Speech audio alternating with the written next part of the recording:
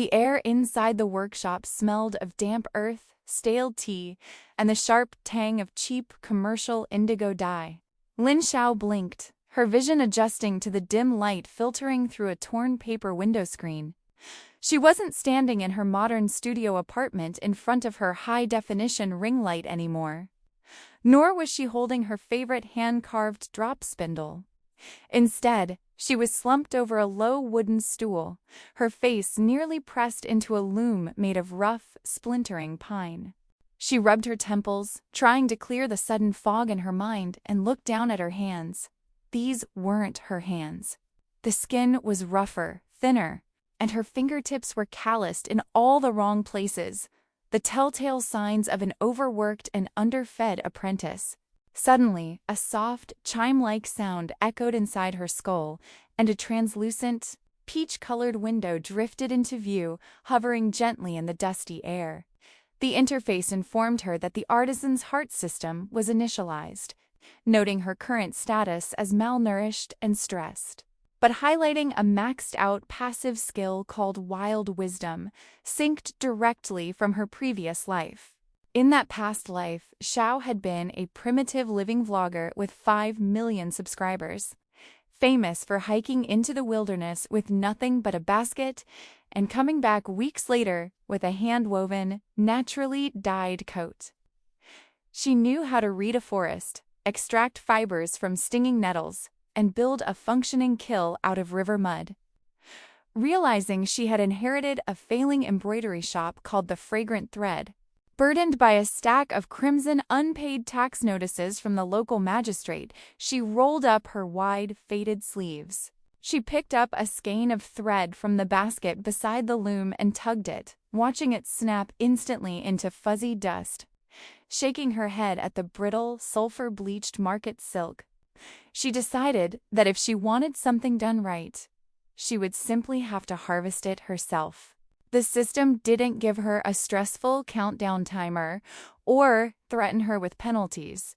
Instead, as she stepped past the city gates and into the dense, misty green mountains, it provided a gentle, glowing, golden trail across the forest floor, activating a mini-adventure to gather basic materials.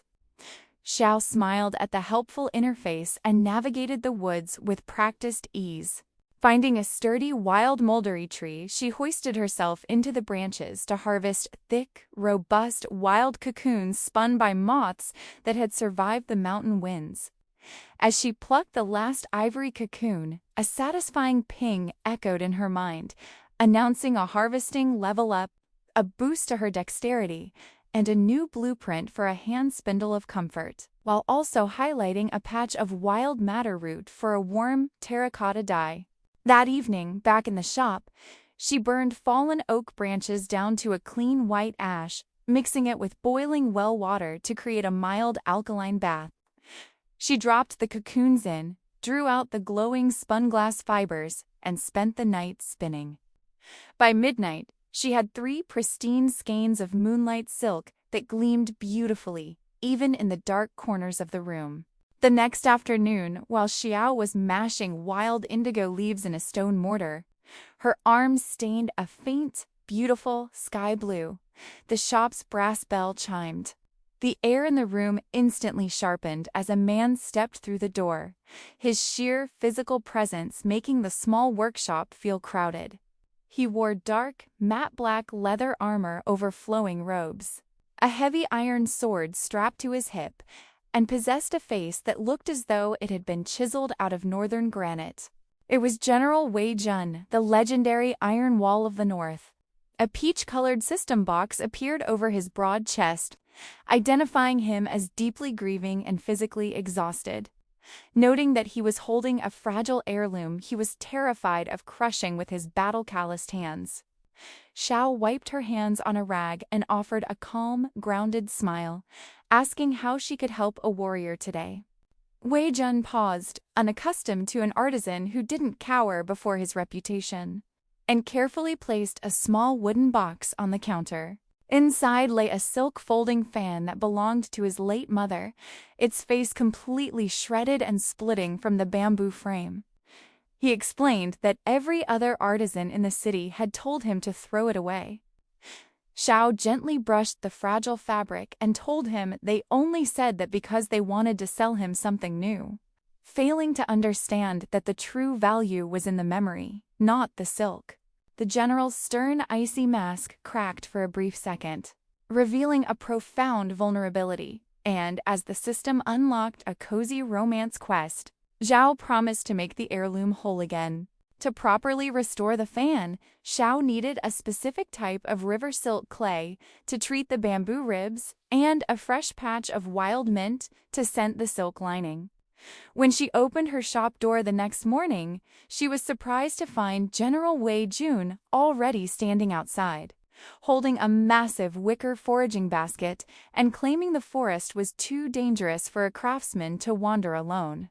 The system instantly activated a cozy co-op mode, granting Xiao a heavy lifting buff and a safe haven aura that kept wild animals at bay.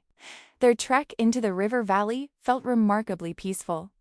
While Xiao knelt by the riverbank digging up the rich, gray mineral clay, Wei Jun stood guard with absolute seriousness. Xiao teased him about looking so fierce when the river reeds weren't going to ambush them, earning a tiny, rare semblance of a smile from the disciplined soldier. Standing up, Xiao's foot slipped on a wet river stone. But before she could fall, a massive, warm hand clamped around her forearm, pulling her securely against a chest that felt like a solid brick wall. Her hands instinctively pressed against his dark leather armor, feeling the steady, rapid thumping of his heart while the scent of pine needles, river water, and wild mint hung heavy between them.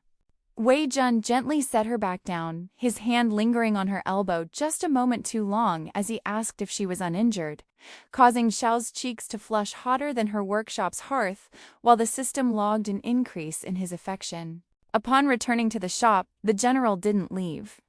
Instead, he sat quietly on a low stool that was entirely too small for him, carefully grinding the wild madder root into a fine dye powder with absolute devotion, while Xiao watched him from her loom, filled with a deep sense of contentment. Over the next few weeks, their gentle routine flourished into a series of quiet, low-angst adventures. Word of Xiao's unique, durable garments spread through Suzhou, and whenever a minor rival weaver tried to start trouble by claiming her vibrant, color-shifting dyes were the result of forbidden witchcraft, Wei Jun calmly stepped in with his military authority, while Xiao smoothly demonstrated the botany and science behind her work to the local officials, crushing the rumors instantly. Their romance blossomed over shared labor and quiet evenings by the hearth. One night, while processing raw flax together, Wei Jun confessed how peaceful her shop made him feel, holding her calloused fingertips and promising to protect her creative freedom forever. The story reached its beautiful climax when the emperor announced a grand competition to weave a celebratory robe for the autumn solstice, promising the winner the title of imperial artisan and permanent protection. Refusing to use the expensive gold leaf and imported threads of her rivals, Xiao trusted her vlogger instincts and a gentle system prompt, trekking into the deepest parts of the mountains with Wei Jun to harvest a rare ghost orchid that only bloomed once a decade, yielding a brilliant, light-shifting violet pigment. They spent nights camping under the starlight, completely cementing their romantic bond. At the capital's exhibition, the rivals mocked her rustic materials.